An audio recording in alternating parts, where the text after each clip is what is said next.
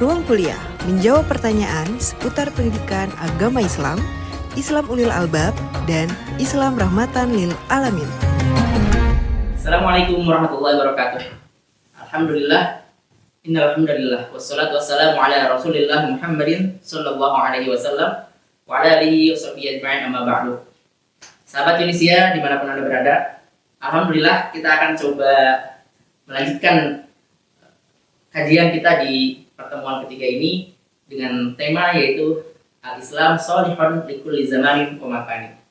Islam itu adalah satu agama yang tetap relevan untuk berbagai konteks, baik konteks waktunya kapanpun itu ataupun dimensi ruangnya, dimanapun tempatnya. Ya, kita akan berangkat dari angkat isu-isu kontemporer. Ya. Misalkan isu tentang waris yang paling umum ya, bahwa aturan Islam terkait waris itu seolah tidak adil ya, antara hak waris untuk perempuan dan laki-laki. Selain itu, misalkan ada juga isu tentang nusyuz. Ya, nusyuz itu adalah ketika seorang istri membangkang kepada suami. Nah, tapi ketika isu itu dibalik, bahwa suami yang melakukan KDRT kepada Islam, lalu apakah itu disebut sebagai nusyuz juga? Gitu. Bagaimana aturannya? Gitu.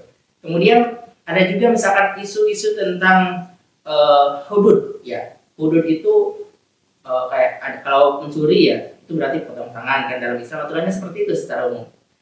Kemudian kalau misalkan membunuh, dibunuh lagi gitu kan. Kesannya itu ekstrim sekali, sehingga aktivis HAM sangat kontra dengan aturan-aturan hudud yang diatur dalam konsep agama Islam.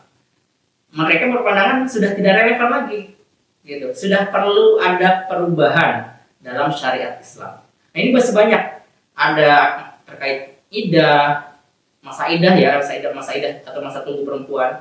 Kemudian terkait poligami dan poliandri, kok poligami dibolehkan tapi poliandri tidak. Kemudian juga terkait pembatasan peran perempuan, dan isu-isu lainnya masih banyak yang itu dijadikan sebagai senjata untuk mendiskreditkan atau menyudutkan syariat Islam. Tapi apakah faktanya demikian? Apakah memang Islam itu tidak relevan untuk zaman sekarang? Nah, kalau kita memang ingin mengkaji, mengurai satu persatu, itu tentu akan butuh waktu yang cukup lama, ya, karena masing-masing isu tadi sebenarnya itu seperti kabaitul ankabut, seperti jaring laba-laba yang sangat lemah, gitu ya. Itu bisa ditolak dengan macam-macam argumentasi, baik nakli ataupun akli. Ya. Cuma yang akan ingin kita bahas di sini adalah kita ingin ingin coba mengkaji ya terkait Islam, ya, bagaimana dia bisa eksis, ya, dianut oleh banyak orang, dan itu ternyata cocok termasuk di zaman sekarang dan insya Allah sampai masa berikutnya. Mau itu adalah untuk orang-orang yang di benua Afrika misalkan, atau untuk orang-orang di benua Asia ataupun benua lainnya, di berbagai macam tempat, itu insya Allah akan relevan. Nah, itu yang akan kita kaji. Baik sahabat Tunisia, rahimakumullah. Pertama saya ingin coba mengajak untuk mengkaji yaitu surat Al-Anbiya ayat 107. Allah Subhanahu wa taala berfirman, A'udzubillahi minasyaitonirrajim. Bismillahirrahmanirrahim. Wa ma arsalnaka illa rahmatan lil alamin. Dan tidaklah kami mengutusmu wahai Muhammad melainkan sebagai rahmat bagi seluruh alam. Oke. Kita akan coba kaji dari perspektif bahasanya. Di situ ada i'jazul lughawi, keistimewaan Al-Qur'an dari perspektif bahasanya. Nah, di situ ada kata al-alamin. Al-alam itu artinya ya bahasa sederhananya seluruh alam. Ya, kullu ma siwallah wa huwal makhluq wa huwal alam. Suatu hal selain Allah itu adalah makhluk, ya. Untuk yang berpendapat bahwa terdapat dikotomi antara khaliq dan makhluk. Tapi di sisi lain bahwa selain Allah itu juga bisa disebut sebagai alam, ya. Mau itu planet, mau yang ada di dalam planetnya, mau itu bumi ataupun selain bumi. Nah, jadi hakikatnya Rasulullah SAW itu diutus tidak hanya untuk umat Islam. Beda dengan nabi-nabi sebelum Nabi Muhammad SAW. Itu mereka diutus khusus hanya untuk umatnya saja. Nabi Musa khusus hanya diutus untuk kaum Bani Israel. Ya. Nabi Nuh hanya untuk umatnya. Syariatnya juga terbatas. Ketika muncul syariat baru, misalkan ya, setelah syariat Nabi Musa terus muncul lagi syariat Nabi Isa, maka syariat yang berikutnya ini bisa menggantikan syariat sebelumnya. Nah, sedangkan syariat Nabi Muhammad, karena beliau juga adalah Nabi terakhir, oleh sebab itu maka syariat beliau itu sifatnya abadi, terus berlangsung sehingga tidak ada yang menasahnya. Gitu, syariat Islam. Nah, dan ketika kita pahami lebih dalam bahwa al-alamin itu tidak hanya untuk umat Islam, karena syariat itu definisinya lebih umum. Kalau fikih dia sifatnya lebih khusus. Nah, ini kalau kita kaji mantik ada istilah al-umum wal khusus mutlak. Jadi dari satu al-umum wal khusus minhu hajin. Jadi dari satu perspektif dia sifatnya umum, tapi dari satu perspektif lain dia sifatnya khusus. Syariat itu dia sifatnya umum, termasuk di dalamnya ada fikih. Tapi fikih dia tidak menggambarkan semua isi dari syariat Islam. Ya, contoh misalkan adalah isu keadilan. Nah, Islam ini mengangkat isu keadilan sehingga ketika kita mengusung terkait isu keadilan ini, hakikatnya kita sedang menerapkan syariat Islam.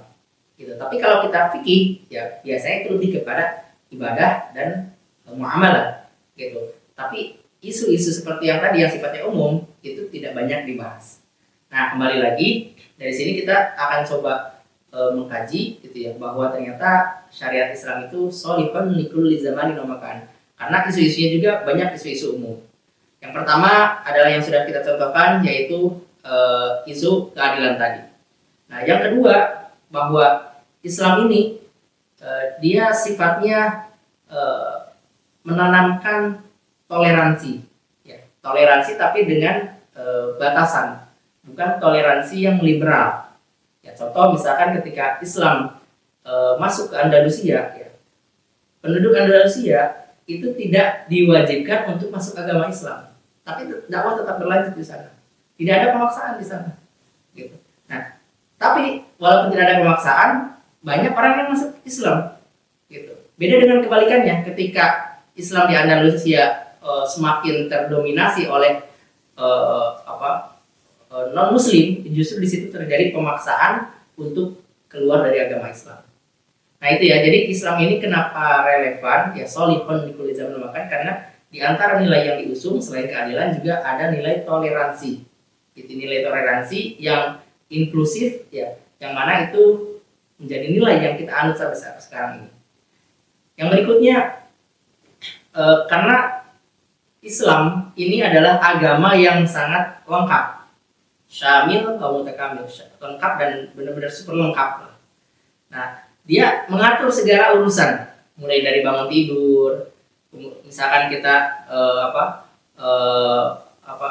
mau ke kamar mandi, kita cuci tangan dulu, kemudian ada aturan berwudu, gitu, kemudian sholat, kemudian di waktu misalkan siang di situ ada sholat duha, sampai malam ada lagi aktivitas, dan itu semua berisi tuntunan-tuntunan agama. Jadi agama ini sudah sangat lengkap, gitu, dan agama ini dia ada yang sifatnya individu, ya ibadah individu, ada juga yang sifatnya sosial, gitu. Ada yang sosialnya adalah bersifat horizontal kepada manusia, ada juga yang sifatnya vertikal, ya ibadah kepada Allah Subhanahu wa taala. Gitu. Nah, ini diantara alasan kenapa Islam ini tetap relevan untuk berbagai tempat ataupun waktu. Dan satu lagi yang terakhir, bahwa dalam Islam itu ada yang namanya ijtihad. Jadi walaupun dalam agama ini, walaupun dalam hidup ini banyak kejadian-kejadian yang baru ya, tapi hukum dalam agama Islam itu bisa fleksibel menyesuaikan dengan kondisinya. Al-waqa'i ghairu mutanahiyah. Kejadian itu nggak ada batasnya, ada aja kejadian baru gitu. Wan nusus muhaddadah, sedangkan nas Quran itu terbatas, nggak bisa ditambah, ya adanya segitu nas Quran itu. Hadis juga adanya segitu gitu.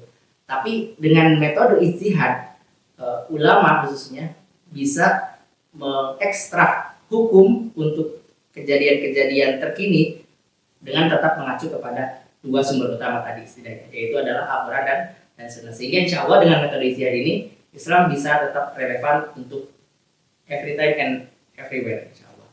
Mudah-mudahan bermanfaat. Akhirul kalam, Assalamualaikum warahmatullahi wabarakatuh. Ruang Kuliah menjawab pertanyaan seputar pendidikan agama Islam, Islam Ulil Albab, dan Islam Rahmatan Lil Alamin. Ruang Kuliah, persembahan dari Radio Dakwah Unisya, suara kebaikan, inspirasi kehidupan.